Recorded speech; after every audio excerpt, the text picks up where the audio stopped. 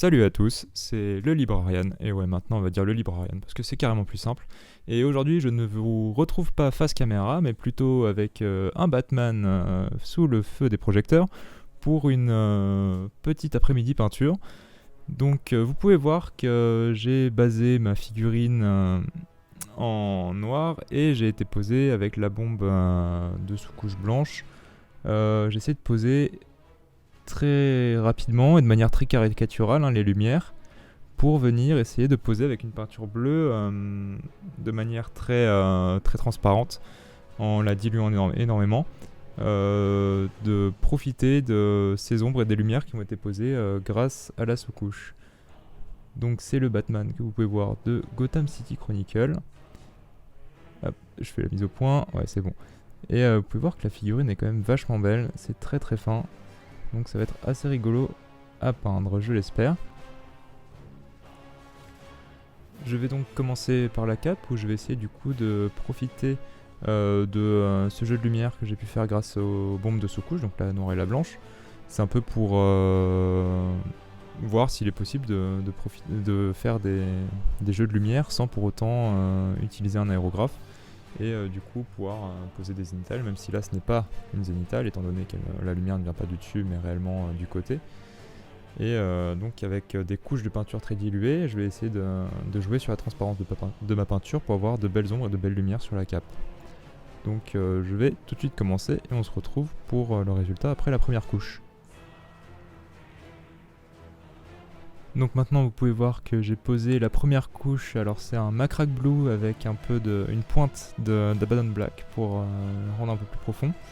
Alors faites bien attention quand vous faites ça à passer un coup de pinceau et laisser sécher avant d'y revenir parce que sinon ça fait des traces qui sont assez importantes, on les voit ici, j'ai fait un peu l'erreur. Mais on voit de manière générale que les zones qui étaient plus sombres avant ont du coup moins laissé apparente le bleu et on a un bleu plus pétant sur les zones qui sont blanches tout en gardant des arêtes qui sont assez claires. Donc on va continuer de poser du coup encore une fois du Macrack Blue assez dilué pour venir lisser un peu tout ça. Et ensuite on verra pour poser des éclaircissements et ainsi de suite pour avoir une cape qui soit bien ombrée. Je viens donc de finir la deuxième application de Macrack Blue bien diluée et on voit que ça rend quand même déjà assez bien. Il y a encore des petites imperfections qui sont visibles parce qu'il y a encore on remarque qu'en tout cas avec deux couches, on voit encore en transparence le Chaos Black et le blanc de la sous-couche. Mais du coup, ça permet d'avoir déjà en deux couches quelque chose d'assez joli, un rendu qui est assez sympa. Donc à la caméra, je vois que c'est un peu plus lisse, mais ça rend quelque chose d'assez joli. Donc en deux couches quasiment, ça m'a pris facile 5 minutes pour les deux. Vous avez quelque chose qui peut être très rapidement jouable en soi. Donc vous me direz, on peut faire quasiment la même chose maintenant avec les peintures de la gamme contraste sur lesquelles j'ai pas encore mis les mains, donc je me rends pas compte de si l'effet est différent ou pas du contraste, mais je trouve que voilà, pour deux couches en 5 minutes, c'est déjà pas mal. Donc je vais poser une troisième couche de Macrack Blue et après je vais commencer à éclaircir un peu. Voilà, comme vous pouvez le voir, j'ai posé ma dernière couche de Macrack Blue, bien diluée, donc on va pouvoir attaquer maintenant les éclaircissements. Vous pouvez voir que ça a quand même pas mal gommé les imperfections et qu'on a quelque chose d'assez contrasté et d'assez joli au rendu.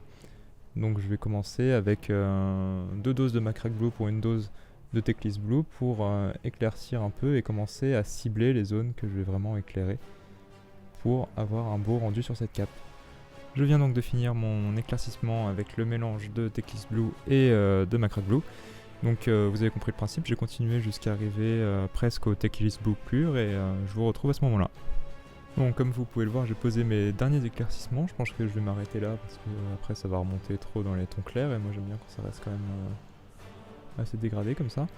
Donc on a quand même un rendu assez correct pour un travail qui est assez rapide.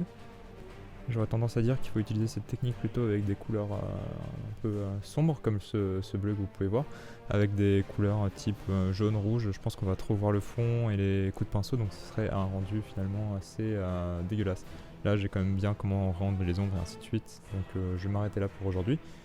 Et dans une prochaine vidéo je vous ferai du coup la peinture du reste de la tenue, donc ce sera essentiellement du gris cette fois-ci, et donc en utilisant bien évidemment la même technique. Du coup, si cette vidéo vous a plu, je vous invite à liker, à commenter et vous abonner si vous voulez suivre le contenu de la chaîne. Et je vous dis à la prochaine.